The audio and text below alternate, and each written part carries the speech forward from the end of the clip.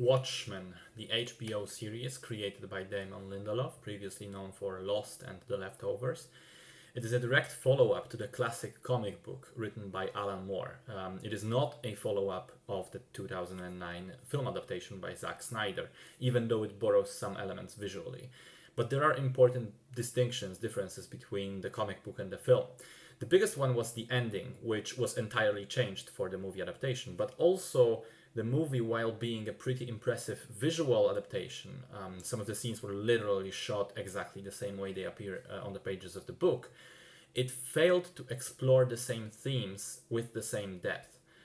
Sure, some of that can be put down to the fact that the movie is only so long, and the comic was 12 full issues plus additional materials. I actually have the book right here. You can see how thick it is. It's really something, you know. But Zack Snyder completely missed some of the points. One of them being the glorification of violence, something that the book criticizes and the film embraces instead. So before I get into the TV series, I have to give a bit more context, because I feel that while the series is decent on its own, it becomes fantastic only when you know the source material. There's so many references and parallels and deliberate differences that without the comic book, you won't appreciate it as much. So unfortunately, it does require a bit of homework.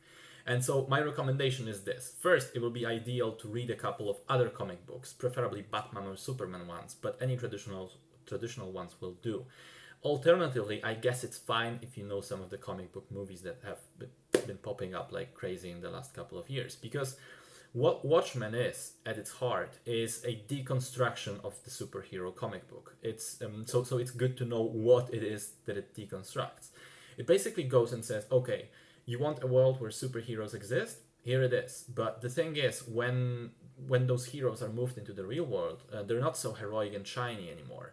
Alan Moore takes away many of the he takes many of the comic book tropes and stereotypes, and for some of them, he just takes them away. He breaks them completely. Others he shows the dark side of and the consequences of that they would carry. And apart from all of that, Watchmen also manages to be an excellent socio-political critique of the Cold War climate in the 1980s US and uses the opportunity to ask some pretty deep philosophical questions. As I said before and shown before, it is fairly long, so it's essentially a full book, but it's definitely worth reading. It is considered to be one of the best comic books of all time, and for me personally, it is the single best one, having now read almost 300 different titles. So without spoiling anything, the comic book takes place in the 1980s in an alternate US that has had a conservative government for the past 20 years, where masked superheroes are the norm, and the plot centers around the fear of nuclear holocaust. The HBO series picks things up in 2019 in an alternate US that has had a liberal government for the past 20 years, where masked cops are the norm, and the plot centers around racial tensions in America. Although it sounds like a polar opposite in terms of the world, it is of course very much the same alternate world, and all of those changes are a direct consequence of what happened in the comic book around 35 years prior. Like the comic book, the series tackles several socio-political themes and juggles multiple characters to tell its story. There are a couple of the masked cops, the main one being Angela Abar, aka Sister Knight. There's a bunch of Neo Ku Klux Klan members. There's a Vietnamese entrepreneur, Lady Chu, building a mysterious device called the Millennium Clock. And last but not least, several characters from the original comic show up again. It is very difficult to explain what exactly the series is about, especially without spoilers, but I think maybe that's even better because it works really well if you just go in blind, if you try to explore it as you go along. Like the comic book, it doesn't really explain everything outright. It slowly gives you more and more information and you learn more about the characters in the world. And that makes it all the more compelling, all the more worthwhile to be able to explore that on your own. I think that's the best part about it, honestly, the way it handles its narrative. And also similarly to the comic book, each issue, in this case episode, is centered around a different character. And so some of the episodes are completely different than others. Minor spoiler, Dr. Manhattan eventually shows up again, and his episode is probably the best of the bunch. Again, like the comic book, it breaks the traditional narrative structure and jumps between different timelines to show how Manhattan himself perceives time different than regular people. I think most of the old characters are handled pretty well and in the spirit of what they previously were.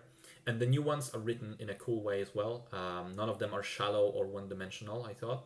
The one exception to the old characters is, weirdly enough, again, Dr. Manhattan. I think his story arc here has a bit of a style versus substance problem. Style, the way it's done, is excellent, but substance, what actually happens to him, while it's enjoyable when you watch it, if you give it any more thought, you realize it kind of reverses the development that he had in the comic. I think it could have been handled differently. My second criticism has to do with the ending of the series. I think that while it does a decent job of wrapping up pretty much all parts of the main plot, which honestly I didn't expect it would do prior to the last episode, because there was just so many unexplained things. But I do think that the way it does so is a bit clunky. In the last episode, it feels like a couple of characters just stand around doing nothing, so they have no role to play. All the while, the villain is monologuing about their plan, something that the comic book ridiculed famously.